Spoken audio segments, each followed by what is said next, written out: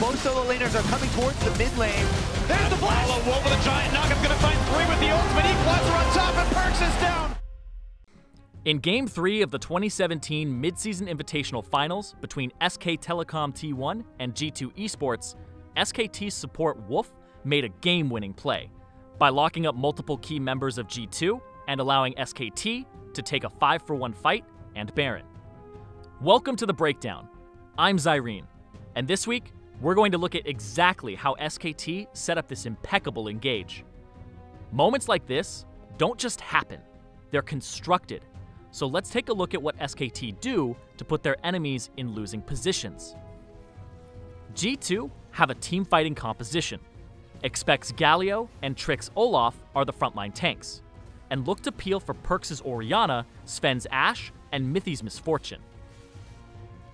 SKT have a composition that is built for smaller skirmishes due to their high damage and pick potential. 32 minutes into the game, G2 are only down 3,500 gold, but have lost vision control of the Baron pit.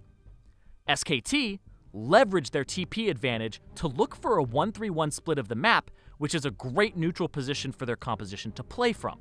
They can collapse as 5, have an unanswerable TP from Huni in a side lane, and have shoving side waves to potentially pick up turrets or Baron. G2 want to answer the 1-3-1 by shoving the mid wave and getting control of the center of the map. This would put them in a position to then pivot to either take SKT's mid turret, look for an engage with Sven's Ashe Arrow, or at the very least, regain control of the Baron pit. Let's get into it. Wolf is spotted by G2 in the topside river. He then runs across mid lane to the right side, knowing G2 want to push mid. Wolf also knows it is very unlikely to be warded here, as the Baron area has been the focus for both teams' wards. Huni's Rumble is early on his roam, but he doesn't want to be spotted by G2's wards. So he spends a total of 4 seconds standing and waiting so he can crash into the team fight at the perfect moment. If Huni shows earlier than this, there's the potential that G2 retreat. Sven also has Ashe Arrow available, and could have then used it on the flashless Rumble, as one of the most effective ways to deal with a flanker is to turn on them and burst them down. Peanut's Lee Sin postures on the left side of the lane, opposite where Wolf is hiding. This draws Expect's attention away from his carries, as he needs to position himself between them and the potential Lee Sin engage. Bang puts down a diagonal trapline in front of his turret that has just enough room on the bottom side for members of G2 to slip by.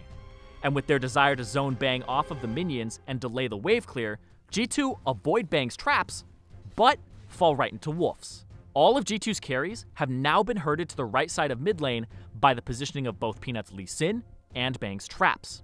G2 have a moment of hesitation as they decide between getting the turret and retreating. But the decision is already too late, as SKT's side lanes are about to arrive. Wolf flashes the wall and lands a 3-man grasping root on Sven, Perks, and Trick. Immediately, Wolf follows that up with a perfectly layered Stranglethorn that also knocks up the same 3 members of G2. SKT used this window of crowd control to eliminate G2's biggest teamfight threat in Perks' Orianna. Peanut closes the distance with his previously connected Sonic Wave, ward hops over to Perks, and throws all of his damage into him as Huni's Rumble arrives and lays down a beautiful equalizer on top of the CC. This finishes off Orianna before she can even cast Shockwave. As Perks falls, Faker is about to crash into the top side of the fight, so Huni redirects his attention onto Sven's Ashe, who is the only big remaining threat on G2. Huni walks around and pinches in Sven and Expect, while the rest of G2 have been routed back toward their base. The Faker cavalry arrives to team up with Peanut and dispatch the 2 G2 stragglers as the fight goes completely in SKT's favor. This play was 17 seconds in the making, from when Wolf was originally spotted in the top river and made his way down to the Raptor camp. Even though SKT didn't have a tank or a traditional teamfighting comp, they positioned their threats in a way that separated G2's tanks from their carries, and employed flanking to create threats from multiple angles. But there is another layer of difficulty here. The timing had to be perfect. We saw Huni's Rumble waiting in the river because he was early, but Wolf's Zyra also had an opportunity to jump the gun and get an even better grasping route that would have locked up 4 members of G2, but the rest of the team wouldn't have been in a position to execute the fight. The timing was essential for SKT to win this fight as convincingly as they did. The whole team of SKT played a part in orchestrating Wolf's game-winning combo, but Wolf had to see that perfect opportunity and execute on it. It's moments like these that earned Wolf Finals MVP at MSI. He didn't rush his engage, and SKT avoided the strengths of G2's composition while playing to and setting up their own. All of this would result in SK Telecom T1 defending their title of MSI champions.